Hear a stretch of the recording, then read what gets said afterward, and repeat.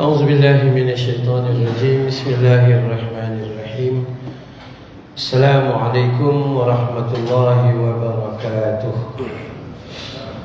إن الحمد لله نحمده ونستعينه ونستغفره ونعوذ بالله من شرور أنفسنا ومن سيئات أعمالنا من يهده الله فلا مضل له ومن يضلل فلا هادي له أشهد أن لا إله إلا الله وحده لا شريك له وأشهد أن محمدا عبده ورسوله اللهم صل على محمد وعلى آل محمد أما بعد.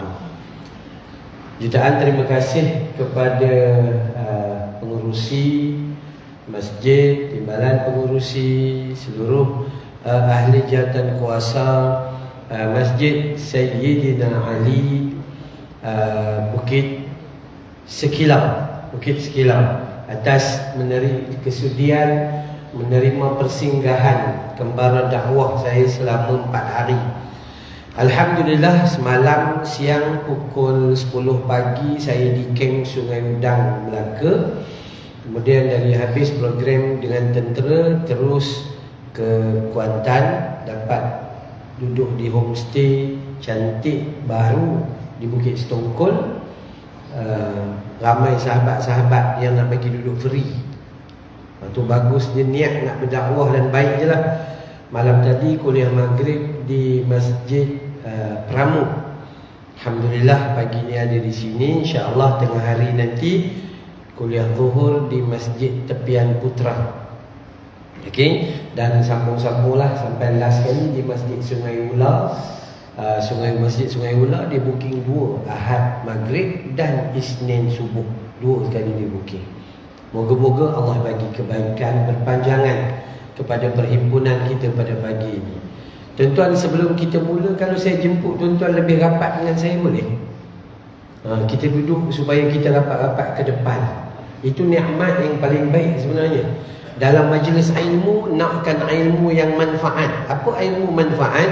Ilmu tu dah baik dah, dan kita boleh beramal dengan ilmu tu. Salah satu daripada kaedahnya adalah mereka duduk rapat-rapat seumpama yang telah diperintah oleh baginda Nabi SAW. Ya, insya-Allah. Kerana besok lusa kita belum tentu dapat duduk dalam taman syurga yang macam ni. Okey, baik. Pada pagi ini, pada hakikatnya saya tak diberi tajuk yang khusus, tapi saya memilih tajuk pada hari ini adalah untuk melihat di dalam kerehatan dalam kehidupan. Tajuknya adalah rehat dalam hidup. Ya, kita nak tengok beberapa kerehatan yang telah diberi oleh Allah Subhanahu Wa Taala, dan nak bagi tahu kepada kita jangan terlalu banyak berehat sementara umur yang Allah bagi ni. Kadang Allah bagi umur kita 30, 40, 50, 60 gitu je. Dia begitu. Dan tak ramai orang yang benar-benar memanfaatkan umurnya dengan penuh kemanfaatan. Dan ramai juga yang dia tidak memanfaatkan sehingga umurnya yang panjang itu menghimpun banyaknya bebanan dosa dan menjadi saksi dia dalam neraka. Yang itu kita tak nak. So kita belajar untuk, ada tak Islam meletakkan kerehatan dalam kehidupan? Ada. Memang ada. Tidak ada, Islam tidak zalim, dia tak suruh awak solat 50 waktu. Syarat kejadian 50 waktu dalam peristiwa Isra' wal Mi'raj tu dengan tujuan Allah nak bagi pahala 5 kali 50 waktu. Itu je syarat dia tu. Kalaulah kita disuruh buat yang pelik-pelik, rasa tak larat kitanya. Memang sifat manusia membentuk. Manusia ni dia engkar berbanding taat. Manusia ni dia lupa berbanding ingat. Manusia ni dia kufur berbanding syukur. Dan dia akan terbalikkan perkara tu. Dia ingat bila dia dah teruk dah, baru dia ingat pada Tuhan. Contoh, solat duha, Sayyidina Abu Hurairah radhiyallahu anhu buat tiap-tiap hari, kerana itu wasiat dari Nabi. Abu Hurairah tu dia buat tiap-tiap hari solat duha walaupun 2 rakaat. Nabi buat solat duha satu hari paling maksimum, paling banyak 8 rakaat satu hari. Muka kita memang tak ada harapan. Jadi tak payahlah buat 8 tu. Cuma kita buat bila? Kita buat duha bila bankrupt. Bankrupt dah niaga baru solat duha. Ya, dah berhenti dah kerja, duit tak ada baru solat duha. Berniaga tak laku baru solat duha. Kita hanya cari Allah bila kita rasa kita perlukan dia, dan kita rasa tak perlu, tak payah cari dia. Itu perangai sebahagian daripada hamba Allah Subhanahu Wa Taala. Dan kadang-kadang solat duha Nabi buat 8, dia buat 28 rakaat. Itu tanda duit tak ada sangat dah tu. Besok dah ada duit 2 rakaat pun dia tak mau. Itu manusia. Masa sakit macam-macam doa dia hafal. Macam-macam. Kenapa? Masa sakit. Rupanya doa kunut sampai tua tak hafal-hafal. Manusia. Nah, saya suka mengajak kita supaya berfikir tentang umur yang telah Allah bagi kepada kita. Alhamdulillah. Nama saya Amran bin Yusuf. Sikit pengenalan. Ada cik kat depan, Cik Amran bin Mat Yusuf. Lahir di kampung Paya Bendang, Batu Belacan, Bukit Selambang, Sungai Petani, Kedah. Ya, merantau sekolah rendah di Kedah, sekolah menengah di Pulau Pinang, merantau sikit-sikitlah belajar apa-apa yang patut. Insya-Allah kita dapat kongsi apa yang baik. Dan sekarang duduk di Bukit Beruntung, Selangor. Bukit Beruntung ni saya duduk dah 26 tahun. Alhamdulillah tak pernah rugi di Bukit Beruntung. Sangat memberi keberuntungan. Atas muka bumi Tuhan tak ada satu pun rugi. Semua untung. Tapi manusia sengaja memilih untuk rugi. Solat jemaah subuh 27 Allah nak bagi. Berapa ramai orang yang curi untuk dapat dia? 27. Tak nak, satu cukuplah buat kat rumah. Itu kan rugi. Solat sunat qabliyah tadi, berapa ramai yang tinggal? Sedangkan Nabi sebut raka'atul fajri khairun minad dunya wa ma fiha. 2 rakaat solat sunat fajar, solat sunat subuh tadi tu, maka dapat pahala lebih baik daripada dunia dan seisinya. Berapa kerat manusia yang nak, dan berapa ramai manusia yang meninggalkannya. Begitulah sifat manusia. Ya, baik. Hari ini nak tengok kerehatan yang pertama yang disebut oleh para ulama berpandukan Al-Quran dan As-Sunnah. Ya, kerehatan yang pertama adalah berpandukan hadis yang sahih riwayat Imam Ahmad dalam Musnad Imam Ahmad, riwayat Imam Abu Daud dalam Sunan Abu Daud, dan ia dinilai sahih. Al-Imam Nawawi pegang hadis ni berulang-ulang kali menyebut. Ya, dia menyebut apa? Nabi SAW satu hari pernah ketiduran, tertidur, semua sahabat tertidur dan terjaga bila? Terjaga yakni ketika matahari dah naik, dah habis dah waktu subuh. Ini sahih. Itu sahih. Maka Nabi kata dalam hadis kepada Bilal, "Ya Bilal, qum ya Bilal, bangun Bilal. Fa'arihna bis-salah, rehatkan kami dengan salat." Rupa-rupanya kerehatan pertama manusia di dalam hidup dia ni adalah salat. Sebab tu solat ni kalau kita rasa beban, maka itu sifat munafik yang ada dalam diri kita. Belum tentu jadi munafik, tapi perangai munafik dah ada dah. Maka solat ini adalah satu kerehatan yang disebut oleh baginda Nabi SAW, satu kerehatan yang sangat-sangat istimewa. Manusia pada hari ini kelang kabut. Kami di Bukit Beruntung suatu waktu dulu 20 tahun lepas, itu bukit yang sangat rugi. Orang beli rumah semua kena lelong. Tak laku. Plan nak buat KLIA tak jadi. Plan nak buat Proton City tak jadi, pindah pergi Tanjung Malim. Yang tinggal itu aja, maka rugi. Dulu saya mula-mula masuk rumah sewa, rumah teres sewa RM250. Rumah teres 2 tingkat RM250, 70 kali 20, dan percuma 6 bulan. Tu percuma 6 bulan. Sekarang rumah flat RM800. Nak masuk 3 bulan dahulu kena bayar. Kan? Saya sewa rumah satu corner lot RM2,000 untuk buat asrama sekolah tahfiz saya. Gitu. Cuma itulah keadaan manusia. Kalau manusia dia memilih untuk untung, dia akan dapat keuntungan. Tapi kalau dia memilih untuk rugi, tak apa, tak ada siapa boleh tolong dia. Hantarlah Nabi 1,000 orang sekalipun, kalau dia sendiri tak nak berubah, tak payahlah. Hantarlah alim ulama macam mana pun. Maka sebab itu, jom. Perkara pertama, manusia bangun pagi kelam kabut. Kejap lagi pergi kerja kelam kabut. Jam atas jalan raya kelam kabut. Kerja daripada 1 hari bulan sampai 27 hari bulan. Apa dapat? Dapatlah duit. Dapat kata, accountant kata gaji dah masuk. Tak sempat tengok duit dalam akaun. Balik rumah buka akaun, dah tinggal separuh.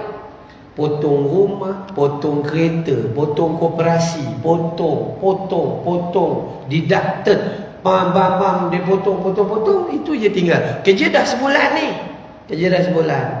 Sia-sia kalau kita fikir ni, apa yang ada? Esok kerja lagi, besok kerja lagi. Pada hakikatnya hal ni sementara je. Tapi kita usaha ni daripada umur 23 masuk kerja sampai umur 60. Jaminan Allah yang besar ni, jaminan yang kekal abadi, kita tak nak, rugi. Jadi jaminan kita apa? Kalau di atas dunia ni nak awak berehatlah dalam solat. Solat buat bagi elok-elok, jangan kelang kabut. Jangan solat macam Charlie Chaplin, kelajuan 110 km sejam, sampai baca entah ke mana. Ada orang sampai ketua solat tak baca benda yang sunat. Dia kata, saya buat camp solat, minta maaf, 2 minggu baru habis minggu lepas. 2 minggu lepas saya buat program bengkel klinik solat dengan Risda Jalan Ampang HQ, daripada pukul 8 pagi sampai pukul 5 petang. Dan ada soalan yang ditanya dalam auditorium tu. Dia kata, Ustaz, apa hukumnya solat tapi baca yang wajib je, yang sunat tak baca? Saya kata, semenjak bila buat? Lama dah lah. Sampai sekarang ke? Sampai sekarang. Yang tanya tu dekat nak pencen dah. Apa hukumnya Ustaz? Hukumnya solatnya sah, tapi awak rugi sepanjang masa. Kerana yang sunat itu adalah sebuah keberuntungan untuk menampal kekurangan. Bayangkan awak angkat tangan, Allahu Akbar. Terus, Bismillahirrahmanirrahim, Alhamdulillahi Rabbil Alamin. Terus, kan, doa iftitah tak baca. Sedangkan doa iftitah itu, kata Nabi, barang siapa yang membacanya, malah Allah buka pintu langit, menurunkan 1001 rahmat kepada orang yang baca tu. Tapi kita tak nak. Sunat. Akhirnya sampai ketua menyunat aja. Habis semua ditinggal. Rugi juga. Maka sebab itu, berehatlah dengan kerehatan yang sebenar. Ulama kata kerehatan yang paling besar dalam solat tu apa? Dia berhenti daripada melakukan dosa. Time solat orang tak ada buat dosa. Cuma saya nak pesan, tadi ada bunyi handphone tadi tu. Masa bunyi handphone, kalau handphone ada di dalam poket, ambil je, off je lah. Kalau di dalam poket lah. Tapi kalau dah handphone duduk jauh tu, tak payahlah merangkak turun. Kan cuma nak bagi tahu, ada orang bukan salah, dia tak salah sebab dia terlupa. Cuma kita kena hati-hati tu. Kalau terlupa dia tak dosa. Cuma bila handphone bunyi bayangkan kalau handphone bunyi Hindustan. Kita semua peminat Hindustan. Tiba-tiba handphone Tujhe dekha toi jana sanam. Makmum belakang, Pyar hota hai diwana sanam. Tu imam sambung, Ab yahan se kahan jaye hum, tere bahon mein mar jaye hum. Tu makmum yang tak hafal pun dipikir, lagu ni filem apa ya? Contoh. Jadi kalau handphone berbunyi tak ada masalah. Itu manusia biasa dengan leka dan lupa ni. Manusia tutup aja kalau ada dekat tangan. tutup kat poket, off aja. Sudah. Cuma jangan jadi sebahagian orang Arab. Orang Arab dia bila bunyi handphone, dia angkat, solat. Dia jawab itu, solat gitu kan. Okay. Jadi kita jangan jawab gitulah, nak beritahu. Okey. Jadi dalam solat betul-betul angkat takbir tu nak rehat sungguh-sungguh. Maka kerehatan yang paling besar yang kita dapat dalam solat adalah kalau waktu biasa ni di luar solat, mulut tak pernah diam mengata ke orang. Tangan tak pernah diam tolak handphone, zoom. Oh, cerita Fazura dengan Fatah bercerai. Contohnya kan banyak keluar tu, artis bercerai. Bukan ada pasal kita duk tengok. Tak payah tengok. Sebab masa dia orang menikah hari tu pun mana ada panggil kita makan kenduri. Iya, buang masa kita je. Iya, tak payah. Tu. Dalam keadaan tak solat ni, leka, sembang sana, sembang sini, dan sembang tak ada manfaat. Dan tiba-tiba dia solat, maka kerehatan yang paling besar dalam hidup dia, dia berehat daripada melakukan dosa dan maksiat. Dia tak boleh cakap benda yang pelik-pelik, dan dia dipaksa untuk menyebut benda yang baik-baik sahaja. Maka Alhamdulillah, kita ada 5 kali satu hari untuk berehat di dalam solat, berehat daripada buat dosa, berehat daripada kesibukan dunia. Dan lebih best lagi kalau kita tambah solat sunat yang jadi sehingga Nabi sallallahu alaihi wasallam sebut 10 rakaat ataupun 12 rakaat. Nabi kata dalam hadis Imam Tirmizi, Abdullah ibn Umar, man hafadha, siapa yang mengekalkan dalam hidupnya 10 rakaat atau 12 rakaat salat sunat rawatib, maka Nabi kata dalam hadis, banallahu lahu baitan fil jannah, Allah bina sebuah rumah dalam syurga Allah Ta'ala. Yang pertama kita nak jaga, lepas 5 waktu kita rehat dalam solat sunat subuh yang tadi tu. Jangan tinggal solat sunat subuh itu. Yang kedua, 2 rakaat sebelum zuhur.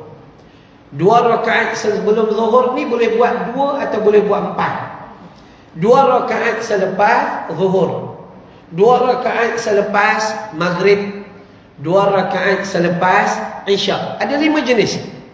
2 subuh, 2 sebelum zuhur.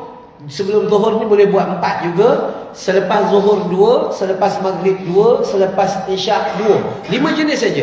Siapa dapat 10 rakaat ini dalam satu hari, banallahu lahu baitan fil jannah, Allah bina sebuah rumah dalam syurga Allah Ta'ala. Don't worry, rumah kita satu je dekat Bukit Sekilau, tapi tiap-tiap hari kalau kita jaga, dalam syurga setiap hari Allah bina sebuah rumah yang abadan abada, kekal selama-lamanya di dalam syurga Allah Subhanahu Wa Taala. Siapa rajin, tambahlah lagi. Tambah apa? 4 rakaat sebelum zuhur. Sebelum asar. Itu ghairu muakkad. Biasa kita buat, orang Melayu buat berapa? 2. Sedangkan hadis yang sahih 4 rakaat 2 salam. Orang yang buat 4 rakaat solat sunat, dalam hadis kata Allah sayang dan cinta kepada dia. Itu ya. Dapat kalau rajin lagi, tambah lagi 2 rakaat sebelum maghrib, dapat lagi tambah 2 rakaat sebelum isyak. Jadi ada 8 jenis solat sunat rawatib. Buat yang 5 dulu, yang 3 tu belakang tak buat dulu pun tak apa. Yang 5 tu siap ada jaminan dibina rumah dalam syurga Allah Ta'ala. Tambah. Kita yang umur yang macam ni, saya dah 54 tahun 1970. Rasa macam dah 74 dah. Umur yang ada ni kalau disia-siakan, Allahu Rabbi, sia-sialah kita nanti. Maka jom kita belajar untuk menilai kehidupan kita, apa sebenarnya yang kita tengah buat. Rehat dalam solat, maka rehat itu adalah pahala besar di sisi Allah Subhanahu Wa Taala. Itu yang pertama. Yang kedua, rehat di dalam agama ni apa? Rehat dia adalah tidur. Memang betul. Allah tak suruh kita beribadat siang malam pagi petang, tak. Dia bagi kita tidur. Berapa waktu tidur di dalam agama? Di dalam kehidupan ada 2 waktu tidur. Satu, waktu tengah hari, qailulah. yakni lebih kurang setengah jam sebelum zuhur. Siapa tak dapat, buat setengah jam selepas zuhur. Bagi geng pencil lah. Awak tak kerja, kalau kerja kau jangan tidur. Contoh lah. Qailulah ni ustaz, tidur lah. Tak boleh lah. Kalau kerja awak terikat. Tapi kalau awak tu memang orang niaga, yang memang staf buat kerja, ambil. Saya sekolah tahfiz saya di Bukit Beruntung tu, memang saya pastikan anak-anak kami, anak-anak pelajar kami memang rehat. Guru-guru dan staf rehat. Bila katalah sekarang ni masuk pukul 1 zuhur, maka 12.30 dia start rehat. Nanti bangun solat zuhur. Kenapa Nabi rehat qailulah? Sebab Nabi nanti akan beramal ibadah pada waktu awal malam nanti. Satu, tidur. Yang kedua, tidur malam yang macam kita tidur. Dan Nabi SAW tidur tak macam kita.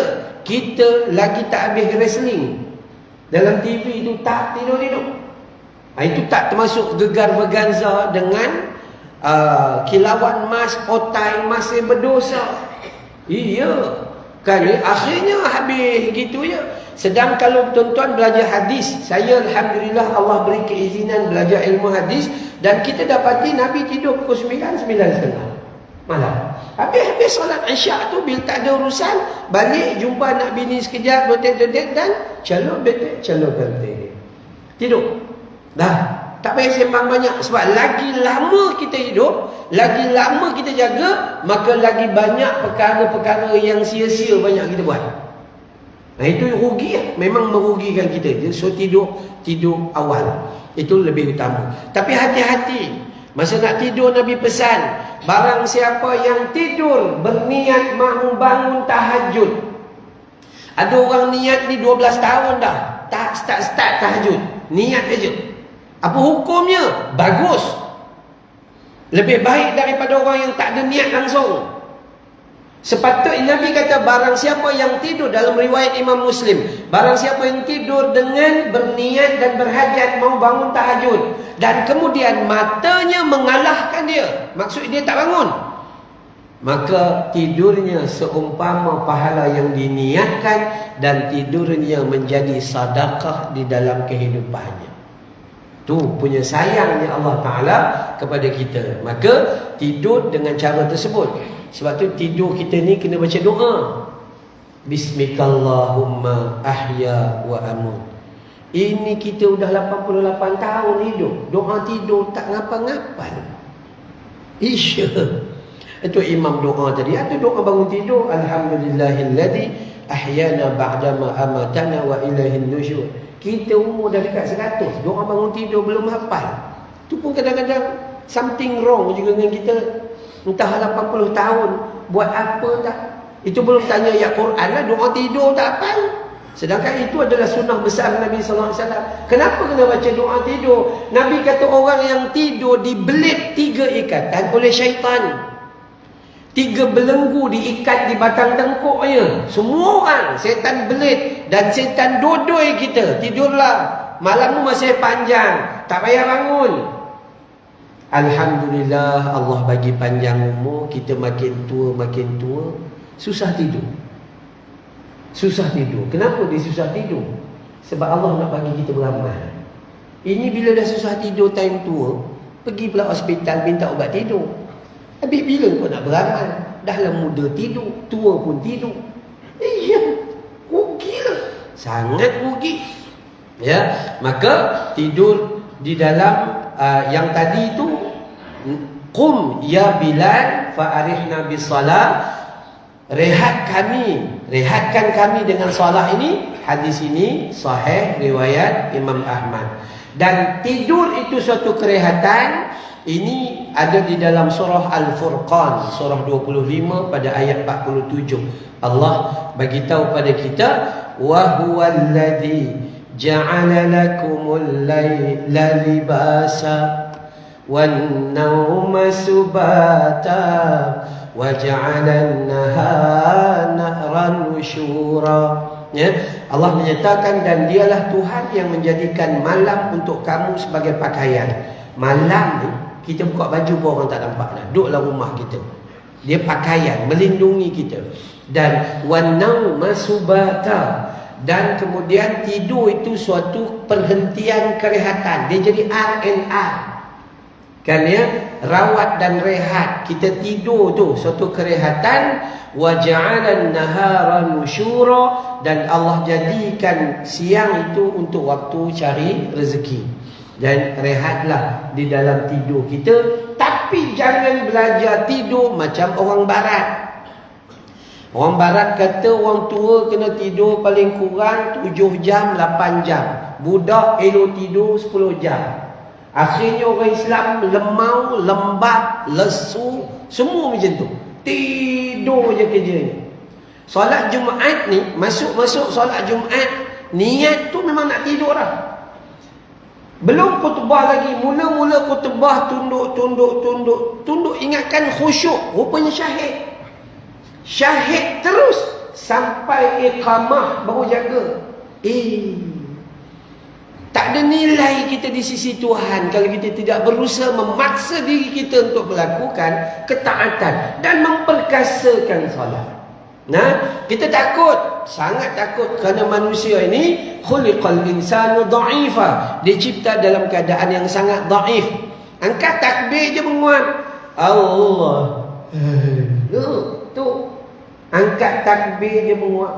Allah. Baca Quran 3 ayat menguat 6 kali. Orang lain berebut-rebut sedekah, dia al-bakhilun wal kedukutun. Iya, tak tahulah. Jom kita belajar untuk rehat dengan cara tidur yang dibenarkan. Macam mana tidur yang dibenarkan? Pertama yang tadi, setengah jam sebelum zuhur. Kedua, tidur malam lah. Dan Nabi tak tidur lambat, Nabi tidur awal 9:30, nanti bangun awal. Tidur malam kita tak banyak. Nabi kata dalam surah Sajdah yang imam selalu baca pagi-pagi Jumaat. Apa kata Allah? Tatajafa junubuhum 'anil madaji yad'una rabbahum khaufan wa tama'a. Orang beriman ini, dia baring pada waktu malam itu cuma sedikit berbanding waktu dia berdiri menghadap Tuhan dalam solat tahajud. Khaufan wa tama'a, dalam keadaan dia takut dan berharap kepada Allah Subhanahu wa ta'ala. Tuan-tuan kenal Jin Samsudin, arwah Jin Samsudin, pelakon dan pengarah filem terhebat. Filem-filem Jin Samsudin dan filem-filem P. Ramlee ada pesanan yang cukup banyak kalau kita rehat. Kalau kita tengok betul-betul, Jin Samsudin ni dia pernah buat filem peringatan kepada kita. Apa filemnya? Esok masih ada. Don't worry, cari ruang keampunan. Allah sentiasa buka. Esok masih ada. Cari ruang, buat. Allah tak tolak keusaha hamba-Nya. Kemudian orang tak dengar, dia buat filem kedua. Esok untuk siapa? Itu kena ingat. Mungkin esok tu untuk orang lain, bukan untuk kita. Rupanya hari ni mati kita rupanya. Itu pun orang tak ingat juga. Dia keluarkan satu filem yang lebih keras. Tiada esok bagimu, padan muka kita. Tangguh nak pergi masjid, tangguh dulu. Nak solat, tangguh dulu. Nak tutup aurat, tangguh dulu. Kemudian nak tunggu pencen. Pencen 60, 59. Allah pencenkan dia dulu. Apa dapat? Yele punci. Tu manusia. Tak boleh tangguh dah. Ya, tak boleh tangguh dah. Maka jom kita berehat berpandukan tidurnya baginda Nabi SAW.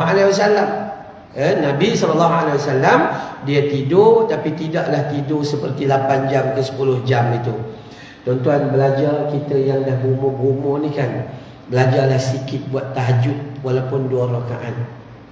Sekarang ni masuk sini masuk apa 5.40 lebih kurang lah kata, masuk subuh 5.40. Bangun pukul 5 tak apa. Pada orang perempuan mungkin dia ambil masa panjang sikit. Pada kita orang lelaki ni dia okey. Bangun-bangun mandi tidak, gosok gigi, ambil wuduk, kemudian sarung baju bagi kemas-kemas, tahajud. Cukup. Sempat ke Ustaz? 40 minit. Sempat. Sebab memang kita pun jenis tak menghafal panjang pun, bukan menghafal Quran. Nabi tahajud rakaat pertama baca surah Al-Baqarah 286. Sebelum merukuk Nabi Huzaifah kata, Nabi sambung surah An-Nisa, surah perempuan, surah keempat 176. Rakaat pertama aja 286 tambah 176 kita terjunam. Ya. Rakaat kedua Nabi menghabiskan surah Ali Imran 200 ayat. So 2 rakaat pertama dalam tahajud Nabi 3 surah ratusan ayat. Kita 2 rakaat kita 3 surah juga, 3 qul. Bayangkan, rumah Allah Ta'ala bagi bukit Sekilau, bukit Setongkol, bukit Beruntung. Segala bukit Allah bagi rumah. Satu kita duduk, 5-6 rumah lagi buat homestay. Bini Allah bagi 3. Ya, perniagaan, segala macam Allah Subhanahu Wa Ta'ala bagi pada kita. Tapi tiba-tiba solat baca inna a'tayna kal kautsar aja. Daripada umur 6 tahun sampai 66 duk baca itu je. Kalau dibiarkan mau 6 jahanam kita. Begitu keadaan manusia, dia membiar gitu je. Okey, baik. Yang ketiga, kita nak tengok apa lagi kerehatan. Kerehatan yang ketiga adalah mati. Mati adalah rehat. Solat rehat, tidur rehat, mati lagi rehat yang besar. Kenapa? Mati dah. Rehat, masjid tak payah datang. Sebab dah mati. Bila pi tak payah bayar, bila air tak payah bayar. Kalau dapat bini perangai tak senonoh pun tak payah ngadap dah. Kadang-kadang kita migraine dengan perangai bini. Bini pula kanser dengan perangai kita. Lagi dahsyat rupanya kita ni. Contoh gitu. Kan Allah uji kita macam-macam. Atas dunia ni ada orang komplain, Ustaz, macam mana nak jaga anak-anak tak dengar cakap? Sabar je lah. Awak lagi dulu tak dengar. Daripada dulu awak pun jadi tak dengar cakap. Jadi bila dengar anak tak dengar cakap tu biasa. Tenang aja. Usaha dan usaha. Ada ke tidak? Memang ada perangai gitu. Saya ada 5 orang anak. Macam-macam perangai. Macam-macam perangai. Manusia memang macam tu. Kalau kita komplain anak kita bawa motor Y suku, macam 3 suku bawa je. Orang kampung pun komplain. Penat kita. Sabar kejap. Rawat bagi elok-elok. Kenapa? Anak Nabi Adam bukan bawa motor Y suku. Bunuh adik sendiri pula tu. Lagi teruk ujian Nabi Adam.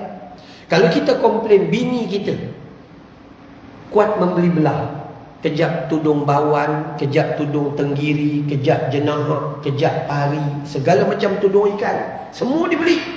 Kan? Sabar kejap. Kenapa? Bini awak cuma kuat membeli belah je. Bini Nabi Lut, bini Nabi Nuh, kafir, masuk neraka. Sabar sekejap. Awak komplain. Ni saudara mara datang dari ikut highway tu nak pergi ke tempat lain, lalu Kuantan ni tak singgah pun rumah kita, adik-beradik kita tak singgah pun. Jangan komplain sangat adik-beradik kita tak singgah. Sebab Nabi Yusuf adik-beradik dia campak dalam berigi buta. Nah, jadi tak payah risau sangat nak benda tu. Maka yang paling penting bukan apa yang datang, tapi yang paling penting bagaimana kita berhadapan dengan apa yang datang. So, suatu mati adalah suatu kerehatan. Disebut dalam riwayat Al-Bukhari, Nabi kata, tuan-tuan dengar, puan-puan dengar elok yang ni, nombor 3 ni yang mati ni. Hadis Abu Qatadah, Nabi SAW kata, ketika kami bersama, sahabat Abu Qatadah kata, kami bersama Nabi SAW berjalan dan tiba-tiba ada jenazah diangkat dan melintas untuk dikebumikan. Kata Nabi SAW, mustarihun wa mustarahun minhu. Ni orang mati ni, dia sedang diberi kerehatan dan orang berehat terhadap dia. Ada 2. Ni dalam ayat dia kata, dia sedang berehat dan yang lain berehat daripada dia. Dengar kejap ya. So 2 kerehatan. Pertama, dia berehat. Ada kemungkinan bila kita mati, kita rehat. Dan kedua, orang lain rehat daripada perangai buruk dia ketika dunia. Eloklah mati. Begitu. Ini ada hadis sahih. Ya. Qalu, kami bertanya, ya Rasulullah, wahai Nabi, mal mustarihu wal mustarahu min. Siapa yang berehat dan siapa pula yang mati orang berehat? Qala al-'abdu mu'min. Orang mukmin yang mati yastarihu min nasabid dunya wa adaha ila rahmatillah. Maka bila dia mati orang beriman ini, maka dia berehat daripada kesibukan dan kekalutan dunia menuju kepada rahmatnya Allah. Itu rehat. Jadi orang beriman dia mati rehat. Wal abdul fajir, fajir ni maksud jahat. Wal abdul fajir, orang yang jahat, maka yastarihu minhul ibadu wal bilad. Tuan-tuan dengar ya Allah, wasyajar wad dawab. Orang jahat yang mati ini, yakni apa dia? Maka semua manusia berehat daripada kejahatannya. Kalau dia hidup memang perangai macam sarip dul, perompak, penyamun, menyusahkan hidup orang, maka orang kata, bila dengar-dengar berita kematian, alhamdulillah, lega dia mati. Ni hadis. Bukan takat manusia je, wal bilad, negara lega dia mati. Masa dia ada, habis semua dia kutipnya, semua membesarkan perut dia. Contohnya negara. Wasyajar, apa maksud wasyajar? Pohon-pohon dan pokok. Habis balak tua, balak muda, balak dara, balak janda, semua dia ambil. Bukit bukau semua habis, hutan belantara semua ditolaknya. Maka pohon-pohon pun lega dia mati. Kan saya di kampung, tuan-tuan, arwah ayah saya baru meninggal setahun lepas. Tangan dia ni Allah bagi keizinan tanam pokok buah ni, tak pernah tak jadi. Jadi pula tu dengan lebat dulu keliling rumah, pokok tak banyak pun. Tanam rambutan 3-4 pokok, duku 2-3 pokok, durian 3-4 pokok, keliling di kampung. Dia punya jati tu sangat-sangat dahsyat. Kan ya? Dulu tak ada masalah, semua kita boleh makan, boleh share dengan orang kampung. Tapi sekarang dah tak boleh. Sebab kita tak sempat makan, monyet akan datang satu rombongan, naik bas double decker pula tu. Tinggal sekejap, dia turun daripada Brum masuk kampung. Dan kemudian kita marah ke monyet, marahkan kera. Kenapa marah? Sedangkan awak dah menjahanamkan hutan tempat tinggal binatang. Manusia yang merosakkan habitat binatang. Semua tolak, semua. Habis binatang nak duduk kat mana? Kan ya? Itu manusia. Akhirnya bila monyet atau binatang ceroboh masuk kampung, maka kita salahkan binatang. Itu ruginya. Dan yang banyak salah ni siapa? Manusia. Manusia bukan dia ambil hak dia je, hak makhluk lain semua dia ambil. Bela kucing, pakaikan baju anak dia, kan tak kena. Kucing tak payah pakai baju, memang fitrah dia. Masuk pertandingan kucing, pakai kucing tubuh baju Doraemon. Pelik manusia, kan ya? Maka sebab itu kita ni bila berehat mati ni, pertama memang benar kita berehat daripada kekalutan dunia, tenang dalam ditidurkan macam pengantin baru.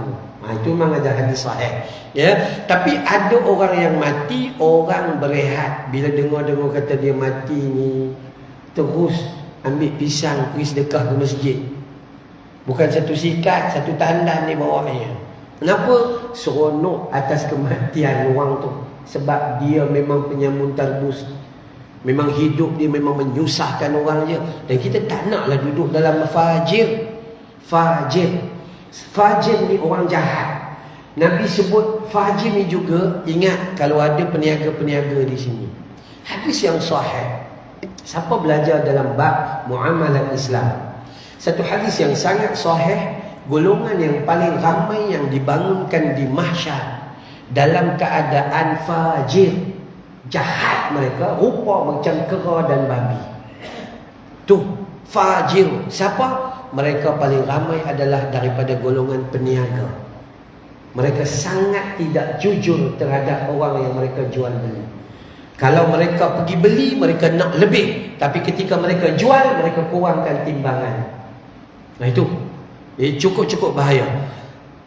Sangat baik orang yang meniaga, kerana meniaga adalah sunnah Nabi. Dan untuk capai kekayaan, kerja tak boleh kaya, tapi meniaga boleh kaya. Tetapi jangan meniaga tipu orang. Kalau awak meniaga durian Musang King, jual musangking betul. Ini awak ambil seremban king, tapi kata ni musangking. Sedangkan seremban king harga sekilo RM18, musangking RM48. Pun ada manusia macam tu. Segala macam. Oh, jual musangking, ni rauk punya. Kan orang cari rauk punya. Ya, kualiti tinggi. Oh, ini balik pulau punya, lagi kualiti. Sedangkan entah mana dia ambil, entah Taiping tak dia ambil. Contoh manusia. Sebab tu manusia cukup bahaya, terutama orang yang meniaga. Kalau dia tak jaga kejujuran, maka dia akan dibangun dalam keadaan yang fajir. Itu yang ketiga. Mati itu adalah suatu kerehatan. Tak payah risau dah. Tenang. Masjid Sayyidina Ali ni pun tak payah datang dah. Kalau tidak susah, nak datang juga, gaul nak datang juga, sakit kepala datang juga, kan? Tapi bila dah mati, kita tenang. Jadi sabar je lah. Sabar sampai bila Ustaz? Sampai mati. Entah bila mati, mungkin esok. Itu je. Jadi kita belajar. So yang keempat, apa lagi kerehatan kita dalam dunia sampai kepada mati ni? Alam barzah.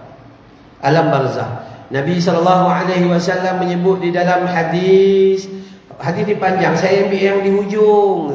Apabila orang beriman masuk di dalam liang lahat, maka kemudian thumma yufsahu lahu fi qabrihi, maka diluaskan dan dilapangkan kuburnya itu sab'una dhira'an fi sab'in, 70 hasta kali 70 hasta. Lapang dan sangat luas. Masuk saja ke liang lahat, thumma yufsahu lahu fi qabrihi sab'una dhira'an wa fi sab'in. Ya, 70 hasta, satu hasta hujung ni sampai ke mata apa ni? 70 hasta kali 70 hasta. Ini hadis yang sahih. Ini hadis riwayat Imam Tirmizi dan Ibn Hibban. Dan bukan itu saja. Thumma yunawwaru lahu fihi, maka dalam kubur Allah beri cahaya yang terang benderang. Kerana ada satu kubur yang dipanggil Az-Zulumat. Az-Zulumat, kegelapan. Ada orang Kedah sini tak yang merantau sini? Orang Penang? Ada kan? Orang Kedah atau orang Penang, kalau dia sebut gelap, dan gelap itu gelap sangat, apa dia sebut? Gelap gelemat. Ya, gelap bukan gelita, gelap gelemat. Orang Kedah dia cakap Arab, Az-Zulumat.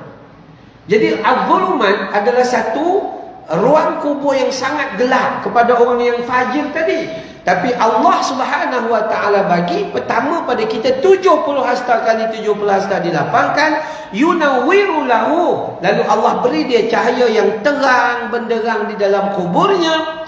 Thumma yuqalu lahu, lalu dikatakan kepada roh tersebut, nam, tidur dan rehatlah kamu.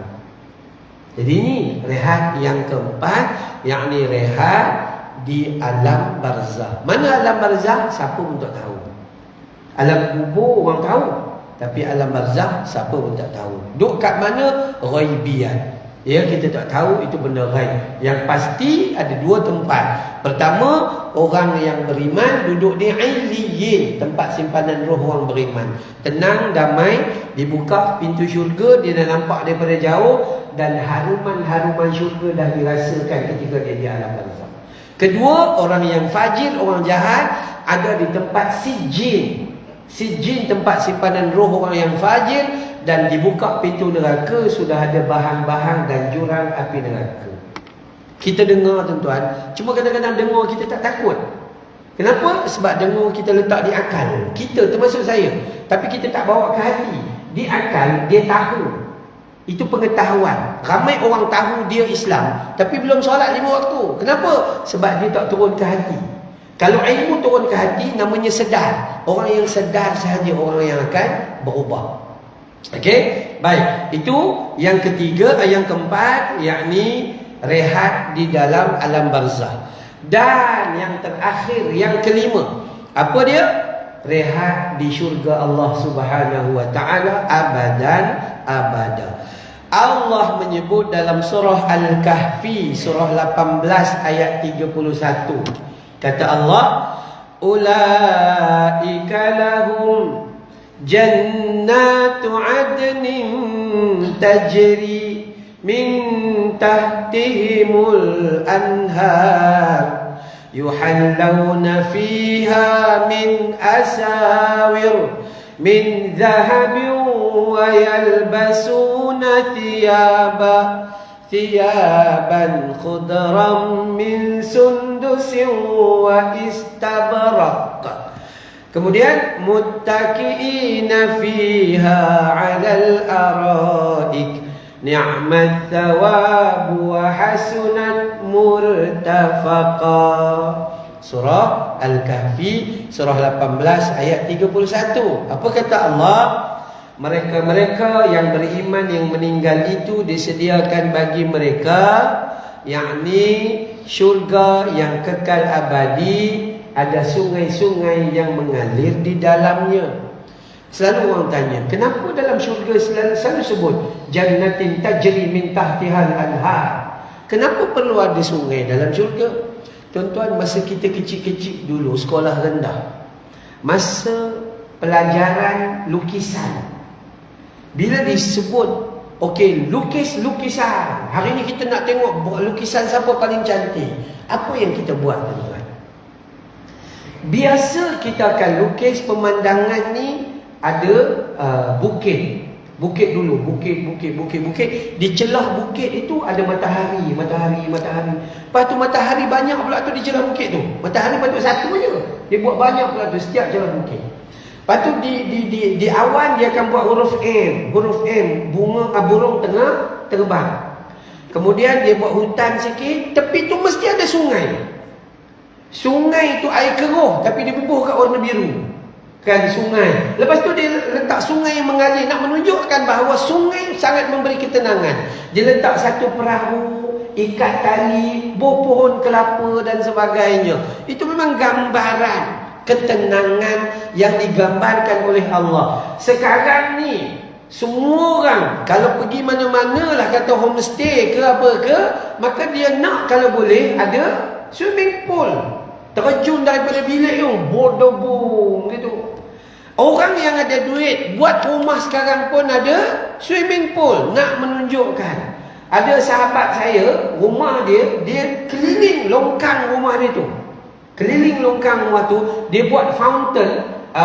Fountain apa itu ya? Air terjun. Dan dalam longkang tu ikan kak ke yang Jepun dia tu. Penuh keliling tu. Kenapa? Saya tanya kenapa? Dia kata tenang duduk gini nampak air yang mengalir. Sebab tu dalam syurga dia khabarkan ada sungai. Sungai pula dalam syurga ada sungai arak. Sungai arak. Sebab tu siapa yang teringin nak minum arak di dunia, kau sabar sekejap. Besok dalam syurga terjun gung gitu aje. Dan sungai arak pula di syurga tak pening. Ada sungai susu, ada sungai madu, semuanya memberi kesegaran. Ya, sabar sekejap aja. Maka dan seterusnya mereka itu dipakaikan dengan gelang-gelang tangan emas. Orang lelaki yang teringin nak pakai emas di dunia, sabar kejap. Di akhirat besok Allah bagi pakai. Dan seterusnya mereka dipakaikan wayal basuna thiyaba, mereka dipakaikan pakaian dalam syurga itu daripada sutera. Orang lelaki tak boleh pakai di dunia. Sabar kejap. Di syurga besok pakaian sutera, ada yang nipis, ada yang tebal. Ya, dan seterusnya mereka itu berehat di dalamnya, berbaring di atas pelaminan yang indah, berbaring dan berehat. Wa istabraqum muttaqiina fiha 'alal araik, baring macam pengantin baru duduk dalam syurga.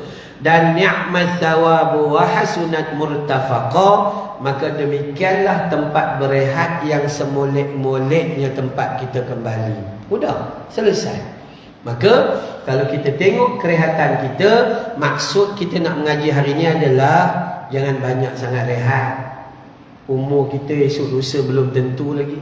Apa yang ada jangan tangguh mati. Rasa benda nak buat benda tu baik, segera buat, segera dan segera. So kesimpulannya apa? Pertama, solat itu buat bagi elok kerana dia adalah istirahat daripada segala macam maksiat dan dosa. Kedua, tidur. dua cara tidur, sama ada tidur qailulah sebelum tengah hari atau tidur di awal malam dengan bangun tahajud beri kekuatan. Jangan tidur macam orang barat. Yang ketiga, rehat kita adalah mati. Sabar sekejap aja di dunia. Letih Ustaz, letih, sabar kejap. Bila? Mati. Tak lama ya. Tambah-tambah kita orang lelaki ni calon betul, calon kereta. Main badminton mati, main bola mati, atas jalan raya banyak dah mati. Kan ya. Dan seterusnya, yang keempat, alam barzah. Ini istirahat yang makin besar, makin lapang, luas. Allah beri cahaya dan terang benderang. Allah kata dalam satu bahasa kalimahnya, tidurlah dan berehatlah. Dan yang terakhir, syurga Allah Subhanahu wa ta'ala, yakni disebut itulah tempat berehat yang sebaik-baiknya tempat kita kembali. Wallahu a'lam. Moga-moga Allah kurniakan kebaikan. Baik, sebelum saya tutup, 1-2 soalan silakan. Saya ceramah kalau tak buka soalan tak boleh, sebab biasa tanyalah ustaz. Kita buatlah tanyalah ustaz peringkat Masjid Bukit Sekilau. Mana tahu kalau ada orang nak tanya. Okey, alhamdulillah kita dapat share juga dalam Facebook, ada 300 orang lebih kuliah subuh. Saya selalu bagi tahu kat AJK anjurkan program. Kan saya buat live dapat sini. Ini kira kurang ni, biasa pagi Sabtu, pagi Ahad, subuh 1000 orang lebih. Hari ni mungkin dia orang berjalan dah ni. Okey, di sini ada 300-400 orang, alhamdulillah. AJK yang menganjurkan pahala dia besar. Kalau sini dah 1000, dia 1000 kali ganda. Pengurusi lagi besar pahala. Tu je, buat je kebaikan insya-Allah. Ya, okey, baik. Sampai sini dulu. Cuma setiap kali ceramah saya war-warkan kepada jemaah tentang derma dan sumbangan kepada sekolah tahfiz saya. Saya ada sekolah tahfiz Madrasah Raudhah Al-Ilmi di Bukit Beruntung. Kami buka tahun 2014, sekarang dah 10 tahun alhamdulillah, di Prima Beruntung, Bukit Beruntung. Pelajar puteri ada 20 orang, pelajar putera ada 25 orang. 45 orang ni dia duduk di asrama hafaz Quran. Ada 150 pelajar yang berulang alik belajar Al-Quran. Yang 150 dia bukan menghafal, dia datang belajar Quran. Tapi yang 45 ni dia menghafaz Al-Quran dan dia duduk di asrama. Pagi ni tuan-tuan puan-puan, muslim-muslimat, kalau siapa-siapa yang nak bersama kami dalam membangunkan generasi Al-Quran supaya kita ada ruang pahala besar di syurga Allah, saya sangat alu-alukan. Cuma saya tak bawa tabung, kecuali terpulanglah kepada pihak masjid untuk menguruskannya. Ya, insya-Allah. Bismillahirrahmanirrahim. Alhamdulillahi rabbil alamin. Wassalatu wassalamu ala sayyidil mursalin wa ala alihi wa sahbihi ajma'in. Ya Allah, ya Rahman, ya Tuhan kami, ampuni dosa kami ya Allah, dosa ayah dan ibu kami ya Allah, dosa pasangan hidup kami ya Allah, dosa anak-anak dan seluruh ahli keluarga kami ya Allah. Ampuni dosa teman-teman sepengajian kami ya Allah, umat muslimin wal muslimat yang hidup maupun telah meninggal dunia ya Allah. Bantu kami dalam kami mengingatimu ya Allah. Bantu kami dalam kami bersyukur padamu ya Allah. Bantu kami dalam kami memperbaiki amal ibadah terhadapmu ya Allah. Ya Allah, ya Rahman, ya Rahim, ampuni mereka yang bersedekah ya Allah. Jadikan sedekah mereka penghubung jalan ke syurga-Mu ya Allah. Jadikan sedekah mereka binting dari panas api neraka-Mu ya Allah. Ya Allah, sebagaimana Kau himpun kami dalam taman syurga ini ya Allah, himpun kami nanti dalam jannatul firdaus-Mu ya Allah. Sallallahu ala Muhammad wa ala alihi wa sahbihi wa baraka wa sallam. Walhamdulillahi rabbil alamin. Subhanakallahumma wa bihamdika asyhadu an la ilaha illa anta astaghfiruka wa atubu ilaik. Wabillahi taufiq wal hidayah. Wassalamualaikum warahmatullahi wabarakatuh.